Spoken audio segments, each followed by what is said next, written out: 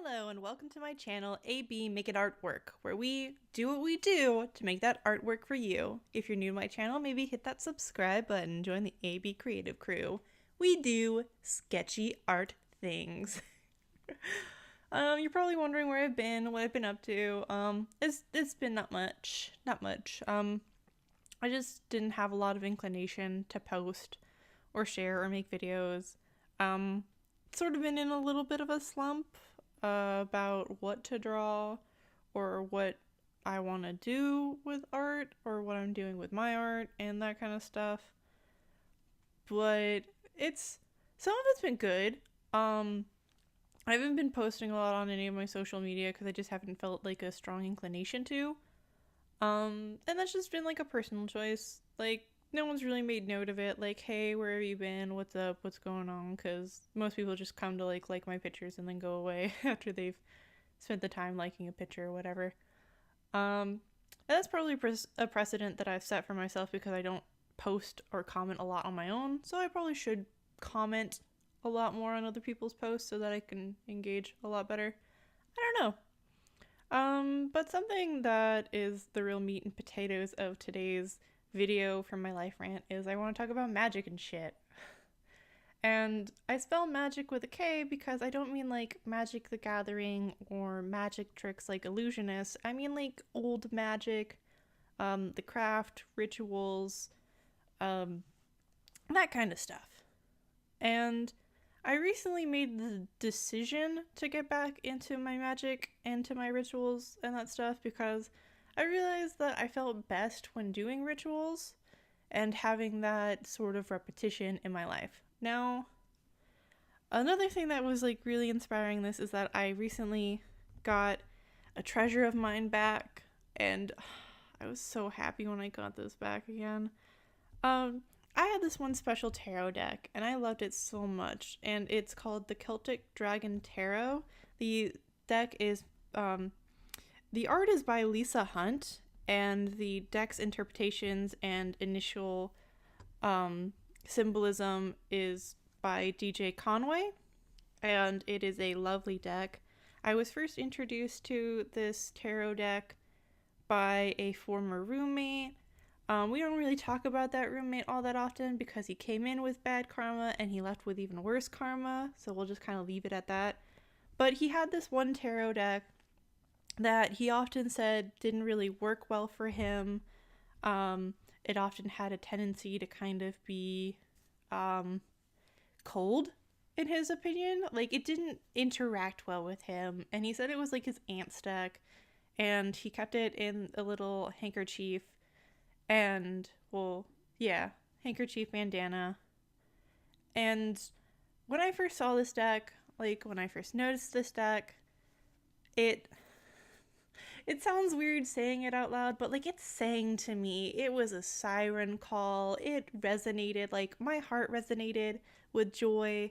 Like, my belly had butterflies for this deck, and, like, whenever I would touch it, the deck would, like, feel warm. And it would feel very responsive, and I knew that I had to have it. And because he had no good attachment to the deck, he was like, sure, you can keep it, you can have it, I gift this to you, I give you this deck because I have no use for it, because it doesn't pair well with me. And so I love this deck, this Celtic Dragon deck, and it's just, I've always done well with it. There's one thing I don't really agree with the author of the book for the interpretations and initial symbolism. Weird thing about this tarot deck is supposedly it's only meant to be read in the positive position, which I think is a whole bunch of baloney. I don't quite agree with it. I've done some pretty stellar readings just fine with using positive and negative, like positive and reversed cards, and like this deck will tell me what's up and like give me like shit for where I need to have shit given to me and just tell me how it is, and it's like, okay, my bad. Like, it's very accurate. Like, we're very attuned to each other. Like, we just connect, me and this deck. And I was just so happy to have this deck back in my life. Um, and once I got the deck, I made the decision to get back into my ritual practice. Now, the rituals that I do thus far come from a book called Modern Magick by Donald Michael Craig. I haven't gone through all of the book. This also came from the person, he who shall not be named. Um, and I like the book for the most part. I only follow a few of the rituals thus far. Um, it connects a lot of like the whole Christian pantheon with the craft, because a lot of the rituals that are like lined out in this book are Kabbalistic in nature. I don't know if I'm saying that right. They're from the Kabbalah and use a lot of the original names of which we had for, well, Christians had for the deific deity, the presence that is God. Okay, it has a lot of the old God names, and that's like the main premise for doing the rituals and like the invocation of deity and like spiritual presence around us. That sort of stuff. There's certain things that I'm probably not gonna do. Certain rituals that I don't really want to follow. But I'm still in a phase of exploration for what my craft is. I have casually dropped that I am a Christian witch, so my deific pairing is Jesus of Nazareth and Mary Magdalene, which that's like a whole lot of stuff that's kind of hard to explain, but if you, the thing that got me into the idea of like Christian witch as my religious identity is that I found a book in which someone else identified as being a Christian witch, and this came from the fact that they were raised very Catholic, but they also had such a strong spiritual attachment to the like spirit around them and within them. So I think it's literally called How to Be a Christian Witch. And she has a very pleasant, very warm maternal writing style. I don't have that book with me. I left that with my mom. But it sort of gave me a confirmation that like my religious ideas of being baptized and believing Jesus and also believing in the craft and using the craft in a positive means to just enforce light into my life and into other people's life, made me feel a little more valid and a little more comfortable with what I was doing. So that's why I like that book, and that's sort of a quick synopsis of why I do what I do. I don't know. But yeah, the rituals that I do right now from Modern Magick is I do the relaxation ritual, which is pretty much just a meditation in which you focus on light, slowly enveloping you and making you feel calm and relaxed and present in your being, so that when you go to perform your next rituals, you can be more aware spiritually or just more focused on the intent that you're about to do, like what craft you're about to do. And for now, that just means relaxation ritual, my element practice, and a tarot contemplation, which now that I have my tarot set that I love so dearly, I can do again. There was a little while where I couldn't do the rituals when, like, I stopped right before the wedding, and when I went to Guam doing my relaxation rituals and element connections, because there was just a lot of stuff going on at the time. And I've picked up where I last left off as soon as I got this deck, which was doing the relaxation ritual, doing my connection with air element, and doing the tarot contemplations, which was an advanced tarot contemplation, which I call tarot travel. Which I might explain what all those things are later, but I guess I just want to talk. I don't know what I want to talk about. I just want to keep talking about like all this stuff. So yeah, those are like the main things that I am doing right now as far as ritual work. But other rituals that I have learned from the book Modern Magick by Donald Michael Craig, not spawns, this is just a book I read, is I used to do the lesser banishing ritual of the pentagram, which is a very strong ritual for casting out any negative energy in your space away from yourself and like building good positive energy. And that was the main one that I did for the longest while. And it's a ritual that's like recommended most often because it's going to cleanse negative energy from your space, from yourself. It helps to build your positive presence. And other rituals that I'll probably follow up with is like the middle pillar ritual, the circulation of lights, and the banishing ritual of the hexagram once I get more proficient at doing and repeating the lesser banishing ritual of the pentagram. Like, I had to relearn some of these rituals because it's been 2 years since I've done them. Well, done any of them to any degree. So that's what I keep in mind. So I have a ritual journal where I document what rituals I'm going to do for the day. You can't see it, but maybe I'll do like a video where you get to see me and you get to see my book and just hang out with me in my bedroom. I'm kind of sitting a little far away from the mic. But I like to keep this journal so that I can document my rituals. The way I document my stuff is lined out in the Modern Magic book.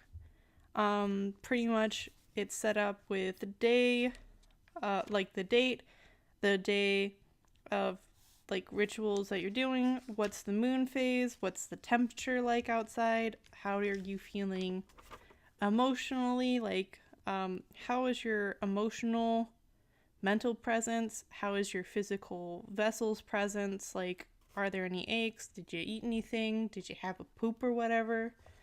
For some people that may also be like noting when you're menstruating and all other sorts of stuff. Which, ew, gross, TMI, I guess, but like we're all grown-ups here. We all know women have periods and female-bodied persons have periods and all that stuff and whatever. Then you list out what rituals you'll be performing and what you'll be doing for that ritual. Like, how are you going to be performing the ritual that day? And then finally, you put down what the results were. Like, how did you feel during the ritual? What sort of experience did you have? That sort of stuff. So that's something that I've been getting back into, is keeping my ritual journal so that I can track my progress and document my response to things and how it made me feel. Another thing I keep in regards to the whole Modern Magic thing is I now keep a dream journal, which has been really fun. I might talk about my dream journal and read out some of the weird dreams that I have. Like, there are some weird dreams. And I feel like in some part, the weirdness of the dreams, the whole visual vibrancy of the dreams, and the detail comes with the fact that I am getting back into ritual work like before. Sometimes my dreams were much more hazy and hard to remember. There are still days where like my dreams are hazy and hard to remember for documenting them in my dream journal. But I've also come to the conclusion that I shouldn't fight those days where the dream is hard to remember. That maybe it's just for the better that I don't try to note everything in a dream. Because for a little bit I was trying very hard and getting frustrated at the fact that I couldn't note down everything about my dreams. But it's like, coming to understand and be at peace with that is something that sometimes we need to learn and just need to accept. Other things to know with me and my magic stuff. I recently got to go to a new metaphysical shop that is actually super close by, and I love the name and the aesthetic, and my husband went with me and he thought it was really nice in there. He actually bought something of his own accord. He bought himself some handmade soap that they had there, which it was called like Shamrock Luck, or Luck of the Irish Shamrock soap, something like that. It smells like Irish Spring, to be honest, but it's got these nice little herbs. I'm not entirely sure what kind of herbs are in it, because I didn't read the plaque except for like the name very briefly.